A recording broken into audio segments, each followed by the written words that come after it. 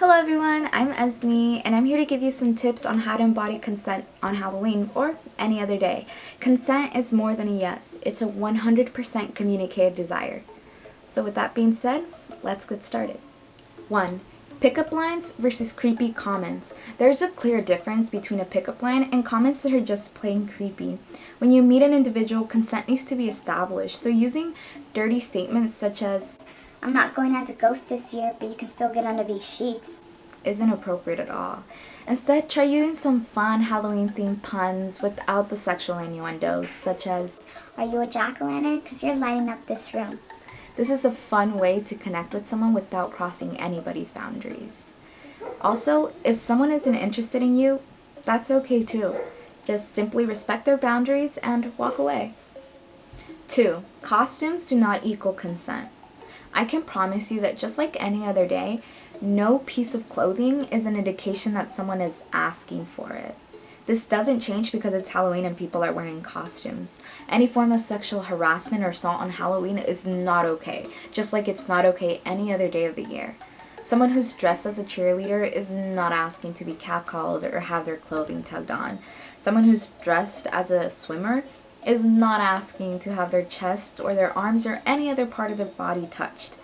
So just look at people's costumes respectfully and don't touch anybody without their consent. 3. Don't appropriate, appreciate. It's not cute or cool to dress up in indigenous regalia if it's not your culture. It's not cool to dress up as Maui and wear all the cultural tattoos that have great significance in history to the Polynesian groups in Hawaii. Let's stay away from taking elements from people's cultures without their permission. If you're questioning whether something is appropriative, it's probably a sign that you shouldn't do it. We can be creative without being culturally appropriative. 4.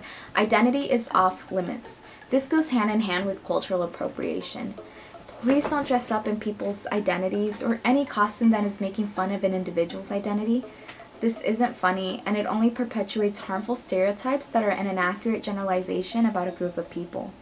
Blackface is not okay. Costumes about gender identity are not okay. Costumes generalizing cultures and using culturally significant hairstyles, attire, or religion are not okay. If you want to dress up as your favorite artist, try matching one of their iconic outfits like this. 5. Be spooky, not creepy. Halloween isn't an excuse to harm others. It doesn't matter how wild the parties get, how much sugar's in your system, how much alcohol or other substances you have consumed, you don't target others. If you see a situation where someone is uncomfortable or is experiencing harm, it's helpful to delegate an individual to check in or have someone intervene with you.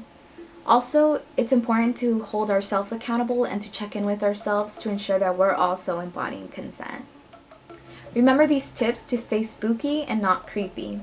I hope you all have a safe, consent-centered Halloween. Bye!